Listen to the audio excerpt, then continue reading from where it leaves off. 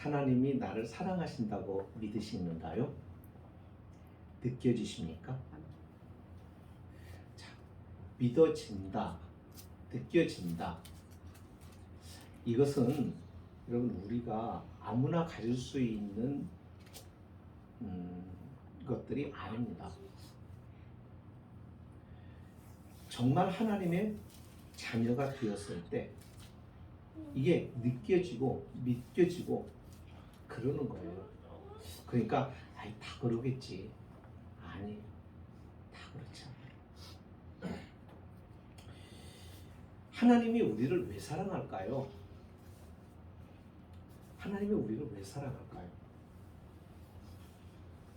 우리가 살아가면서 참 생각을 좀 하고 살아가야 되거든요. 우리가 생각을 자꾸 놓고 살아갈 때가 많아요. 현대인들이 살아갈수록 이 사회 자체가 바쁘고 분주합니다. 그러다 보니까는 생각할 수 있는 여유를 갖지를 못해요. 그냥 바쁘게 사는 거예요. 열심히 살아가는 거예요. 그리고 우리는 그렇게 생각을 해요. 참 내가 열심히 잘 살고 있구나. 잘 산다는 말의 의미가 두 가지예요. 잘 산다. 잘 산다는 것은 정말 바르게 산다. 바른 인생을 가고 있다. 그래서 정말 그게 잘 사는 거예요. 또 어떤 사람은 잘 산다는 것을 부유하게 사는 것, 넉넉하게 살아가는 것, 지위가 있고 사회적으로 어떤 대접을 받으면서 사람들에게 존경을 받고 그런 위치와 그런 자랑을 가지고 살아가는 것을 또 잘 산다고 하는 사람들이 있습니다. 그러나 여러분 그것은 아무것도 아니에요. 진짜 잘 사는 것은 인생을 잘 살아가는 건데요. 보세요. 인생이 시작이 있고 인생의 마지막이 있잖아요. 그죠? 이게 시작도 끝도 없는 영원한 것이 아니잖아요. 다시 말하면 이 인생이라는 것도 우리가 세상에 살고 싶어서 살아가는 게 아니고 보냄을 받았어요. 우리가 살아가는 인생도 마음대로 우리의 의지와 생각과 계획대로 가지를 않아요. 네.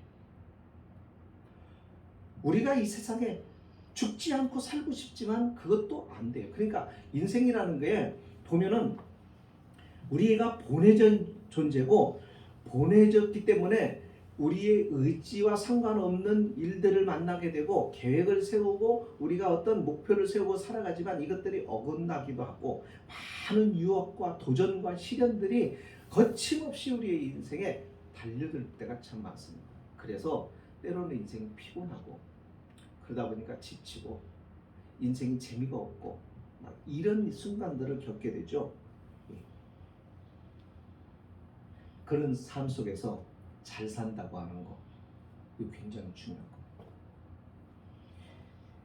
내가 보내졌다는 것은 내가 보내진 인생을 살아가는 과정에 모든 결과를 나중에 어떻게 한다는 심판이 있다는 거예요. 예. 내가 살아온 삶에 대하여 심판이 있어. 그래서 잘 살아야 돼요. 부귀영화를 잘 사는 게 아니에요. 참 이상해요. 우리가 신앙생활하는 것은 가만히 보면은 주님을 만나고 나니까 잘 살아야 되겠다. 그런 생각을 하지만은 우리가 어디서 많이 실패하고 넘어지느냐면 성공했다고 했을 때, 편안할 때, 거기에서 100이면 100이 다 시험에 걸고 거의 95% 이상은 실족하고 거기서 넘어지고 교만하고 그래서 죄를 짓고 그렇게 하면서 인생에 저주를 받은 자로 살아가는 사람들이 많습니다. 그래서 성경은 성공을 크게 성공이라고 말하지 않아요.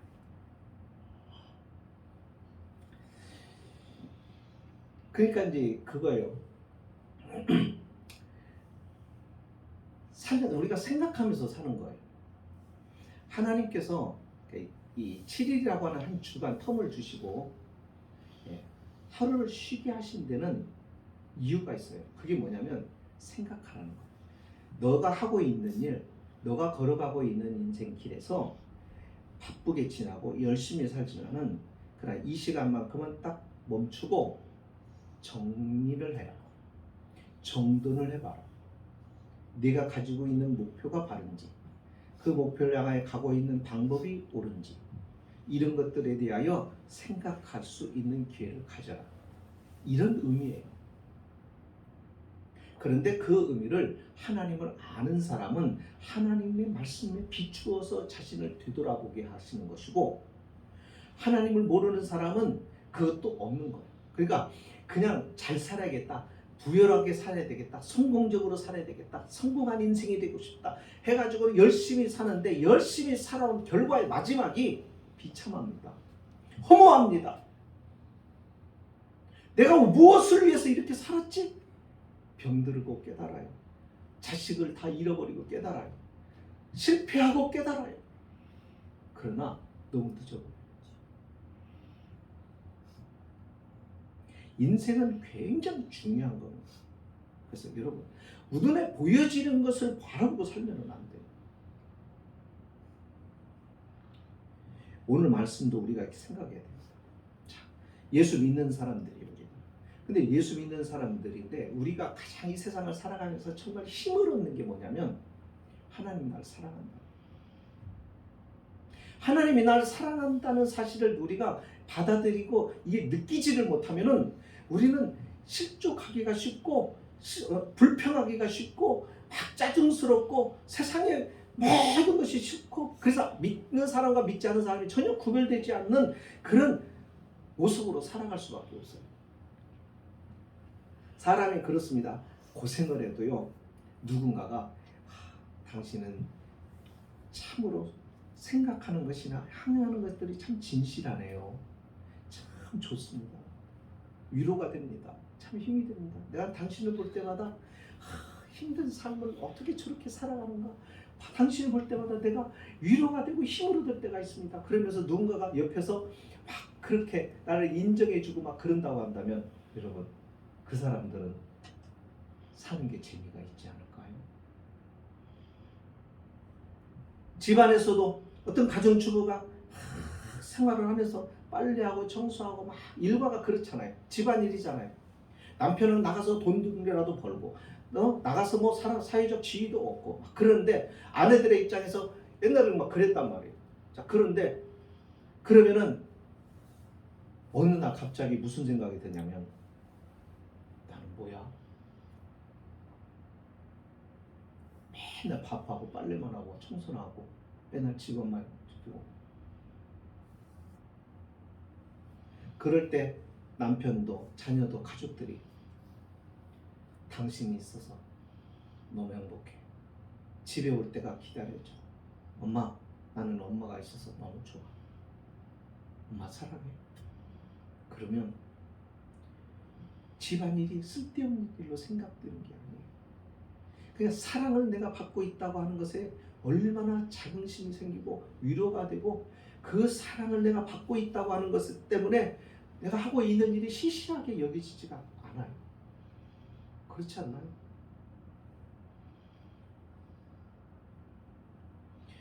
우리가 이 세상을 그리스도인으로 살아가는데 여러분, 세상의 비난과 세상의 여러 사람들로 인한 유혹을 얼마나 우리가 많이 받았는지 몰라요. 가진 자들이 도도함, 누리는 자들의 그 풍요로움 속에 우리는 이렇게 절제하고 살아야 되나? 우리는 이렇게 참아야 되나? 예수 믿는 사람은 꼭 이렇게 살아야만 되나? 주일날 함께 자유롭고 연휴에다가 막 너무 요즘에 놀 것도 재밌는 것도 많은데 우리는 왜 이렇게 살아야 되나 할 수도 있어요. 그런데 여러분, 왜 그런 생각을 가질까요? 하나님의 사랑을 놓치고 있기 때문에. 지식적으로 경험적으로 그냥 하나님은 우리를 사랑한대 이런 차원이 아니라 하나님이 나를 사랑한다는 걸 내가 느껴야 되는데 우리가 한 번쯤 생각해 봅시다. 왜 나를 사랑하실까요?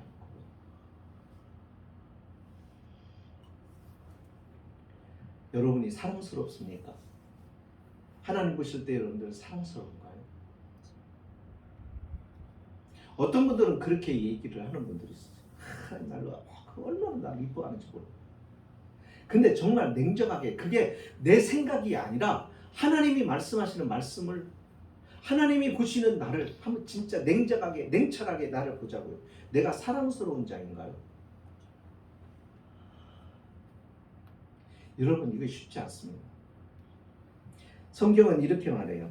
사도 바울이 로마서에서 이렇게 말해요. 뭐라고 말하느냐면 하나님이 우리를 사랑스럽다기보다는 우리의 본질을 이렇게 말해요. 우리가 죄인되었어. 우리가 죄인데 하나님은 죄와 원수예요. 하나님 죄를 너무너무 싫어해요. 하나님은 죄 자체를 하나님 멀리하기로 원하세요. 상종을 안 해요. 그런데 그 죄를 가진 인생이었습니다.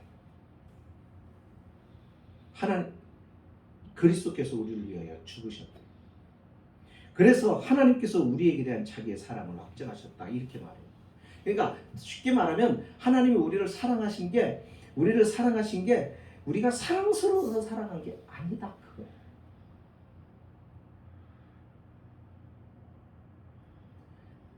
우리는 하나님 앞에 사랑받을 수 있는 자인데 그분은 너무 거룩하시고 우리는 너무 죄로 오염되어 있어요. 그러니까 상종 자체가 불가능해요. 상대가 할 수가 없는 거예요. 근데 사랑하실 때 두 번째는 우리가 먼저 사랑해서 하나님이 나를 사랑했느냐? 내가 하나님을 찾아서 하나님께서 나에게 믿음을 주셨나? 아니에요. 이것도 아니에요. 하나님이 먼저 우리를 사랑하신 거예요. 그러면 내가 하나님께 뭔가 이렇게 지금은 그렇지만 내가 믿고 나서 이렇게 나서 믿음을 가지고 신앙생활을 하게 되고 하나님을 알고 믿음이 좀 자라면 하나님께 무슨 도움이 될까? 이런 도움 솔직히 말하면 우리가 하는 모든 일들이 우리가 믿음을 가지고 살아서 하나님 앞에 기쁘시게 한다고 한들 그것이 하나님 앞에는 전혀 느낄 수 없을 만큼 미약하고 보잘것없는 것.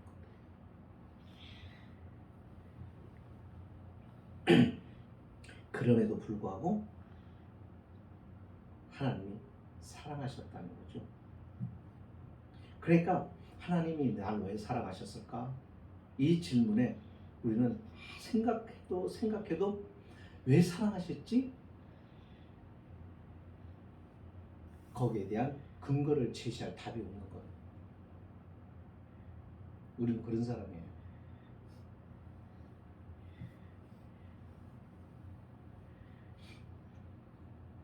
뭔가 사랑할 것이 있어서가 아닐까? 전혀 안 그래요. 왜 우리가 그런 생각을 하느냐면 우리는 뭐에 대해 익숙해지냐면요. 인과율의 법칙에 익숙해요. 인과율. 네. 우리는 항상 그래요. 무언가 내가 했기 때문에 이런 결과가 나왔다. 여기에 너무 익숙합니다. 네. 그렇죠? 그러니까 신앙도 그렇게 얘기할 때가 참 많아요. 자, 그러다 보니까 여러분들 욥에 대한 이야기를 한번 들려볼게요. 여러분 욥이 왜 고난받았어요? 욥이 뭘 잘못했어요? 그러니까 욥이 답답한 거예요. 내가 하나님 앞에 잘못했나 자신을 살펴보라. 친구들이 와서 욥을 힘들게 한 게 뭐예요? 친구가 와서 위로가 한 게 아니라 위로하러 왔던 그 세 명의 친구가 욥을 계속 그의 말로 상처를 받고 욥이 괴로워해요. 근데 그들이 이야기한 욥한테 위로한다고 와서 말하는 게 뭐냐면은 야, 너 잘 생각해봐라. 네가 까닭없이 이 고난을 받겠냐? 뭔가 이유가 있지 않겠어? 잘 살펴. 하나님이 공의로운 하나님이잖아. 그런데 하나님이 사랑의 하나님이잖아. 그런데 너한테 왜 이와 같은 일들을 허락하실까? 하나님이 허락이 없이는 네가 고난받을 일이 없잖아. 네가 이와 같은 일을 당할 이유가 없잖아. 뭔가 이유가 있어서 하나님이 허락하신 거고 네가 이와 같은 형편과 어려움을 겪는 거 아니야. 그치? 생각해봐. 그러니까 뭔가 있을 거야. 왜 이렇게 자꾸 얘기하는 거예요? 무엇 때문에? 원인과 결과가 있다고 믿고 그 원인과 결과로 모든 삶을 판단하고 그것을 통해서 그 자로 보려고 하기 때문이에요. 욥을 통해 욥기에서 하나님의 대답이 뭐예요? 하나님은 욥의 친구들을 책망하라. 욥이 죄가 있어서 받는 것이 아니다. 욥기를 통해서 하나님께서 우리에게 말씀하시려고 하는 것은 다른 게 아니에요. 고난을 이렇게 이겨라 이게 아니에요. 욥의 고난은 이유를 알 수 없는 고난이에요. 그가 경건하게 살았어요. 그는 하나님 앞에 의인이라고 하나님도 인정을 했어요. 하나님만 인정한 게 아니라 마귀도 인정을 했어요. 하나님께서 복을 주시고 은혜를 주셨으니 그가 하나님을 섬긴다 이거예요. 그러니까 하나님이 주신 것을 싹 뺏어가고 오세요. 그러면 욥이 하나님을 그렇게 섬기나, 그렇게 하나님을 신뢰하나, 하나님을 그렇게 의지하고 믿고 따라가는가, 하나님 한번 해보세요. 하나님은 욥이 그렇지 않을 거라는 확실한 믿음을 가지고 있는 게, 하나님은 사람의 중심을 보잖아요. 진짜를 보잖아요. 외모를 보시는 분이 아니잖아요. 그러니까 하나님은 욥의 믿음이 순수하고 진실되고 진짜 믿음이라는 걸 알기 때문에 마귀에게 그런 거예요. 그래, 네가 정말 욥의 믿음이 어떤 믿음인가 알고 싶다면 한번 해봐라 해서 하나님의 허락 속에서 욥이 고난을 받잖아요. 하나님이 거기서 내리는 최종 결론이 뭐냐면요, 나는 창조주다. 너희가 생각하는 생각대로 나는 움직이는 분이 아니다. 너희가 원하는 원칙과 법칙과 거기 원리를 따라서 나는 활동하는 존재가 아니다. 나는 너희들이 가지고 있는 인간의 시간의 한계 속에 머물러 있는 존재가 아니다. 그것을 말하는 거예요. 여러분, 우리가 살다 보면 이해할 수 없는 일들이 많아져. 벌어져요. 그때 우리는 하나님 앞에 질문해요. 하나님 왜 그래요? 하나님 내가 뭘 잘못했어요? 찾아보고 기도하고 하는데도 문제 없어요. 어떤 때는 억울하기도 하고요. 답답하기도 하고요. 그런데 중요한 것은 그 모든 과정 속에서 우리가 인과율의 법칙에 의해서 모든 것을 해석을 하면요, 너무 원망스럽고 너무 속상하고 너무 안타까워서 하나님 이럴 수가 있어요? 하고 따질 수밖에 없는 거예요. 그런데 그분은 창조주죠. 그분이 그렇게 하실 때는 이유가 있고 내가 이해할 수 없는 하나님의 섭리가 있는 거예요.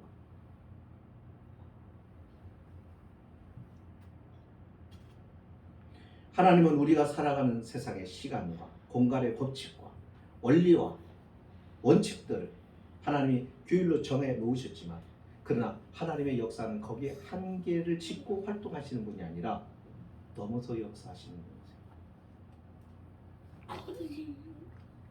그러니까 여러분, 우리가 때때로 이렇게 살다가 믿음 생활 잘 하는데도 불구하고 환난이 오거나 어려움 당하거나 그러면은 이상한 눈으로 바라보지 마세요. 이상하게 생각하지 마세요. 우리가 나를 살피는 일은 필요해요. 그럴 때 하나님, 내가 하나님 앞에 죄를 지어서 뭔가 잘못해서인가 이렇게 자신을 살피는 일이 필요해요. 그것이 필요하지만 다 그 죄의 결과로만 오는 것은 아니에요. 그러나 중요한 것은 하나님 우리를 사랑하십니다. 하나님은 왜 나를 사랑하실까? 그 이유를 모세에게 해답을 주셨어요. 신명기 7장 7절로 8절에 보면요, 하나님의 대답은 간단해요. 그냥 사랑하기 때문에 사랑하는 거예요. 그러니까 네가 사랑받을 존재가 아니어서, 네가 사랑받을 짓을 해서도 아니다. 이렇게 말씀합니다. 모세에게 그랬어요. 여호와께서 너희를 기뻐하고 너희를 택하심은 너희가 다른 민족보다 수요가 많기 때문이 아니니라. 너희는 오히려 모든 민족 중에 가장 적으니라. 이 말은 숫자가 적다는 말이 아니에요. 숫자가 적을 뿐만 아니라 보잘것없는 민족이다 이거예요. 히브리 너희들은 보잘것없는 민족이다. 다른 민족보다 뛰어나냐? 지식이 많냐? 잘났냐? 얼굴이 잘생겼냐? 키가 장대하냐? 뭐든 어떤 조건이나 경제적인 부유함이나 모든 걸 갖췄느냐? 아니다 이거예요. 다른 민족과 별 차이가 없이 오히려 더 못하면 못하지 부족한 것밖에 없는 너희다 그거예요. 하지만 여호와께서 다만 너희를 사랑하심으로 말미암아 또는 너희의 조상들에게 하신 맹세를 지키려 하심으로 말미암아 너희를 인도하여 내셨다. 그렇게. 그러니까 이것을 우리에게 적용해 보면 그거예요. 우리 자신을 안 보자고. 우리 자신이 어디 세상 앞에서 그렇게 대단한 존재인가? 알아주는 존재인가? 그렇게 똑똑한가? 많이 배웠나? 여러분 세상 앞에 딱 가보면은 아무것도 아니에요. 그죠? 성격은 그러면 믿는다고 성격이 주님을 완전히 닮은 것도 아니에요. 아주 못된 것도 있어. 많아요.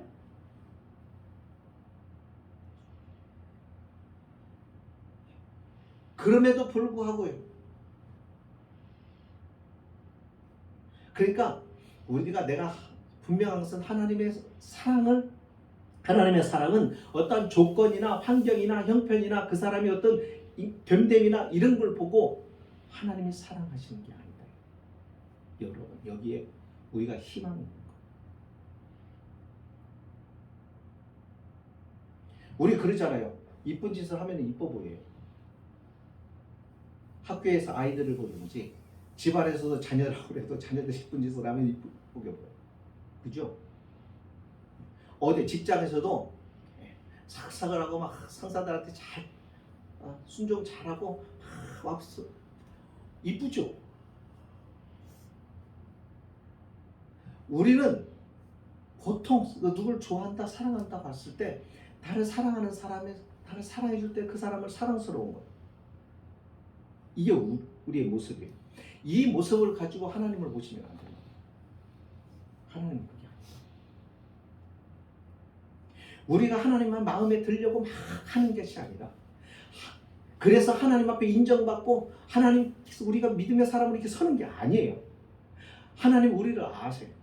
우리를 사랑하시는 거예요. 그렇지 못함에도 불구하고 나를 사랑하시는 것을 내가 보는 거예요. 내가 형편없는 자인데도 여전히 나를 놓지 않으시고 나에게 은혜와 사랑과 긍휼을 베풀어 주시는 그 하나님의 그 사랑을 내가 깨닫고 느끼고 살아가는 거예요. 내가 죄를 지었는데도 그 죄에 대하여 즉각적으로 응답해서 징계하시고 매로 징계하셔서 나를 처참하게 만드시는 분이 아니라 그것이 회개할 때까지 기다리시면서 회개할 수 있는 시간을 주시고 여유를 주시면서 자극을 주시고 회개로 길로 인도하시며 기다려주시는 그 하나님을 바라보는 것. 그랬을 때 내가 사랑받고 있구나. 하나님이 나를 버리지 않으셨구나. 하나님이 여전히 나를 붙들고 계시구나.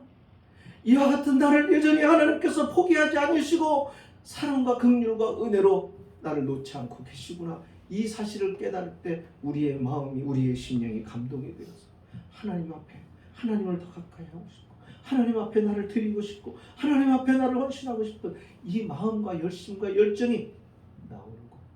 신앙생활은 그런 것. 그러니까 내게 자랑할 것이 있어요? 없어요? 그 하나님의 사랑은 우리의 어떤 조건과도 상관없어요. 그래서 거꾸로지는 거예요. 여러분 보세요. 우리가요 하나님처럼 나한테 잘못한 사람 예를 들어서 그 사람은 바라보고 그 사람께 계속 관심과 애정과 사랑을 근데 그 사람이 나를 자꾸 매몰차게 돼요. 외면하고 무시하고 그래요.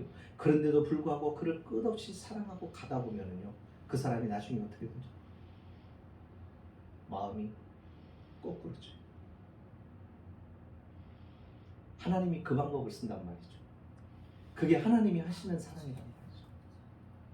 그래서 하나님의 사랑을 우리가 경험하고 그 사랑을 맛보면요 그 사랑에서 벗어나고 싶지 않은 거예요. 그 사랑에 내가 머물고 싶고 그 사랑 안에서 내가 그냥 지내고 싶은 거예요.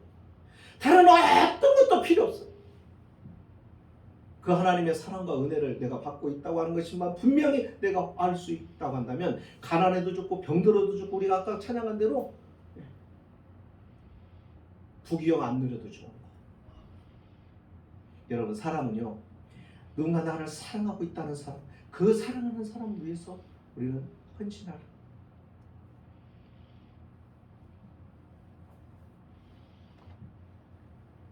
그래서 사람이 이기는 거예요. 그래서 예수님께서도 우리에게 가르치잖아요. 원수를 사랑해. 그것이 이기는 거다.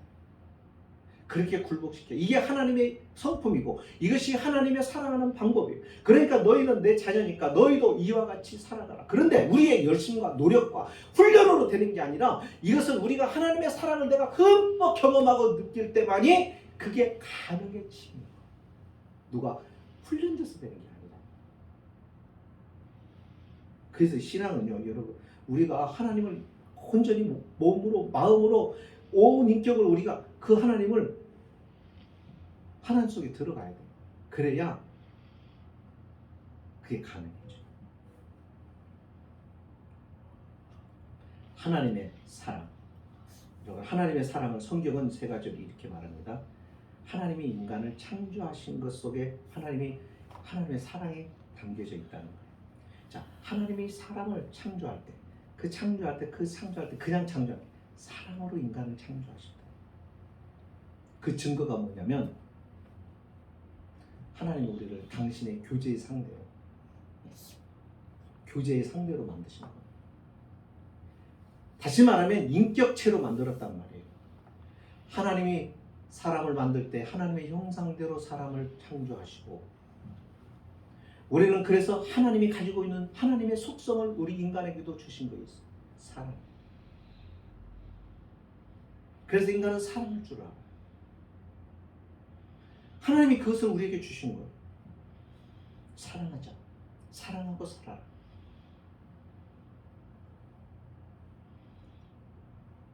하나님이 우리를 사랑하지 않았다면 우리를 하나님의 형상으로 짓지 않으셨겠죠. 하나님이 우리를 교제의 대상으로 여길 것을 생각하고 창조하셨기에 우리가 하나님과 인격적인 교제를 갖는 거예요. 말씀을 듣고 우리가 하나님 말씀을 듣고 또 우리는 말하고 하나님이 또 들으시고 말씀과 기도로 우리는 하나님과 소통을 이루죠.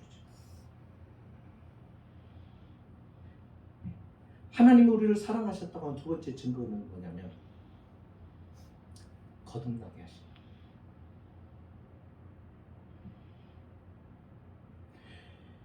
누구라도 하나님이 이끌지 아니하시면 하나님께 나올 수 없다라고 주님이 말씀하셨어요. 여러분들 그 말씀을 기억하세요. 누구라도 그러니까 스스로가 내가 하나님께로 나가야지, 내가 하나님을 앞에 가야지, 내가 하나님을 만나야지 하고 스스로 나온 사람은 없단 말이에요. 그렇게 해서 그럴 생각도 할 수가 없고 그렇게 나올 수도 없고 언제나 하나님을 만났다고 하는 것은 뭐냐면 하나님이 우리를 이끄시기 때문에 여러분들 신앙생활 하기가 쉬워요, 어려워요? 어렵죠.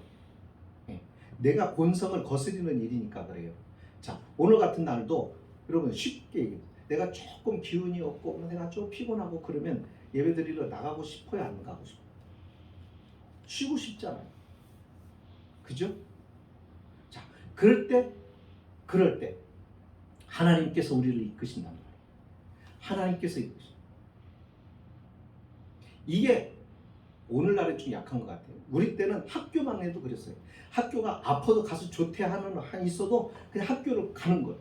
그렇게 해야 된다고 생각하고 그렇게 성실한 것이고 이 학생의 돈이 그렇게 해서 우리 그렇게 훈련이 되었어요. 교회도 그랬어요. 그래서 어떤 부모들은 신앙교육을 시킬 때 주일 학교에서 빠지긴 해도 주일날 예배를 빠지지 못하도록 그렇게 훈련하고 가르치고 학교를 빠질 때보다 더 책망하면서 신앙생활을 하도록 그렇게 권면했어요. 그렇게 해서 믿음 생활을 하는 거예요. 내가 원하고 내가 막 내 생각대로 하는 게 아니에요. 그때 하나님이 우리를 부르세요. 하나님이 이끄셔요. 내가 원하는 마음이 따로 있는데 하나님께서 그걸 거스리라고 말하세요. 그렇게 하시면서 우리의 신앙을 인도해 오시는 거예요. 이게 신앙생활이에요. 잘 보세요. 저 역시 마찬가지예요.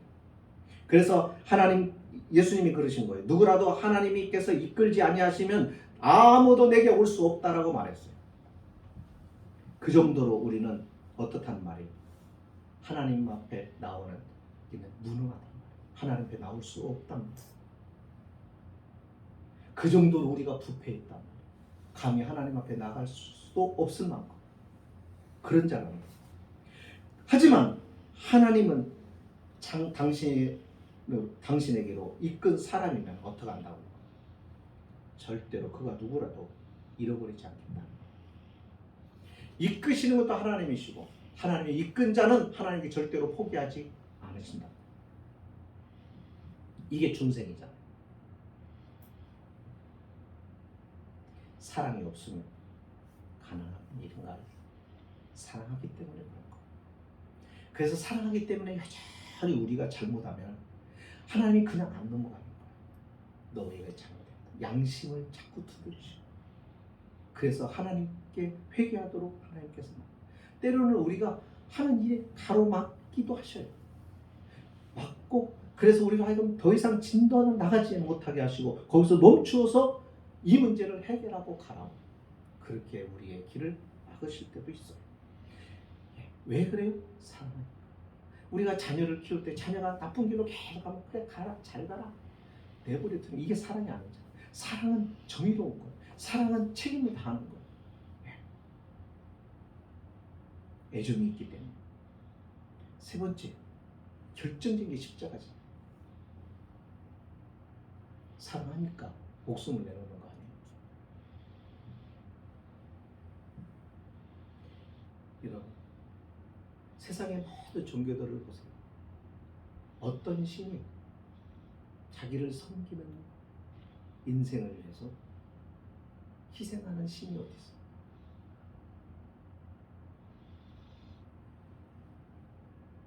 여러분, 이게 사랑인 거예요, 진짜. 이게 진짜인 거예요. 부모 또한 마찬가지. 자식이 있습니다. 자식이 못났어요. 자식이 나쁜 짓을 해요. 자식이 자꾸 문제를 일으켜요. 자식이 고달프게 하고 참 피곤하게 해요. 그러면 그 자식은 내 자식 아닌가요? 버릴 수 있어요? 그게 안 되는 거죠. 그게 사랑이란 말이에요.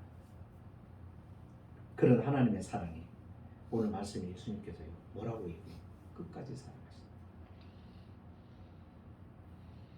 끝까지 사랑하신다는 의미가 뭘까? 제자들에게 일차적으로 하신 말씀이잖아요. 제자들에게.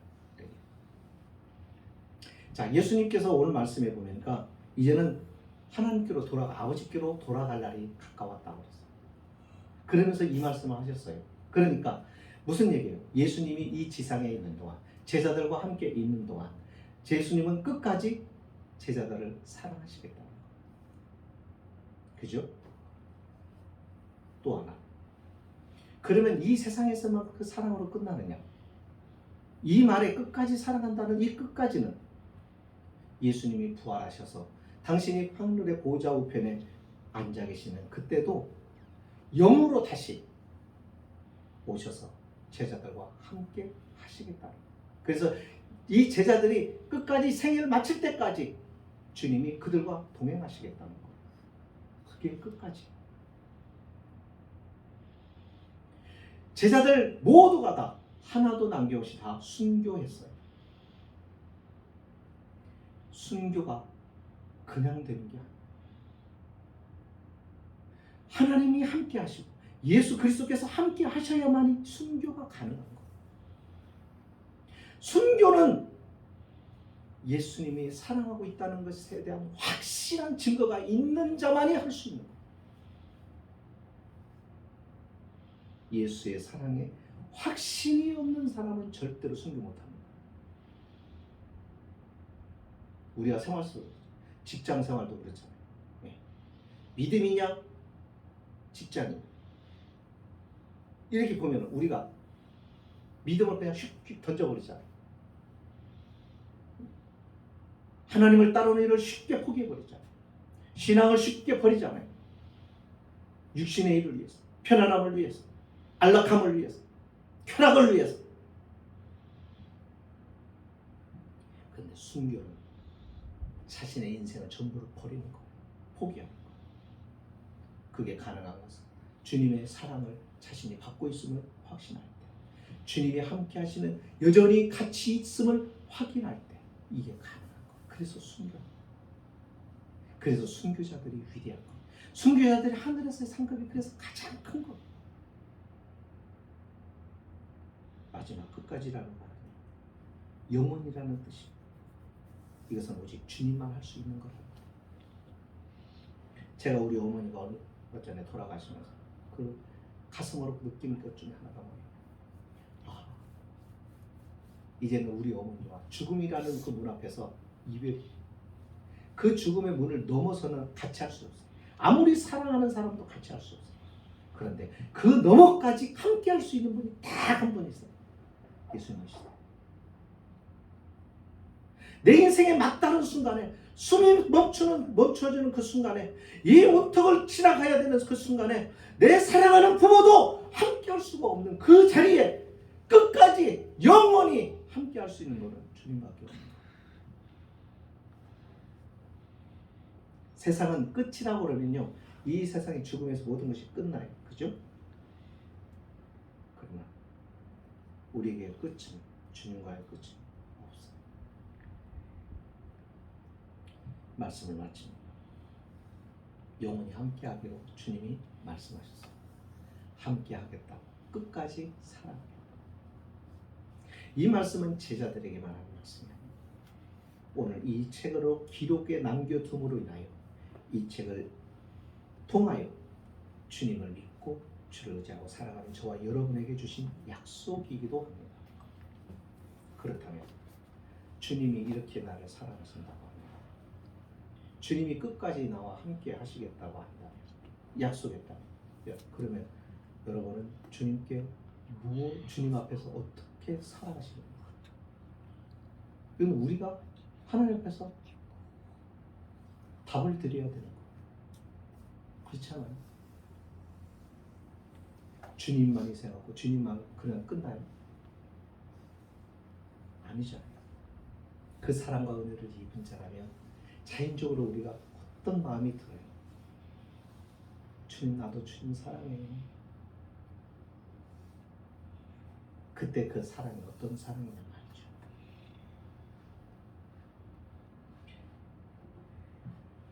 오늘 주신 말씀을 통해서 한 주간 동안 우리도 생각해 봅시다. 하나님의 사랑, 주님이 나를 향한 사랑, 그 사랑을 내가 받은 것이 확실하면 나는 그 사랑을 받은 자로서 주님을 어떻게 사랑할까? 이게 신앙생활입니다. 머리와 생각에서 끝다면 이거는 신앙생활이 아니라 그냥 신앙이에요. 종교예요. 그러나 그것이 고민이 되고 그렇게 해서 내 주님을 어떻게 살기로 작정하고 결단하고 그리고 자신을 드리고 시간이든 물질이든 뭔가 주님 앞에 그렇게 드릴 수 있다고 한다면, 헌신할 수 있다고 한다면, 여러분 그게 신앙생활인 겁니다. 이것이 주님이 원하시는 거고 거기에 하나님의 능력이 나타나는 것이죠. 저와 여러분의 그와 같은 믿음의 사람이 될 수 있기를 주의 이름으로 축복합니다. 기도하십니다.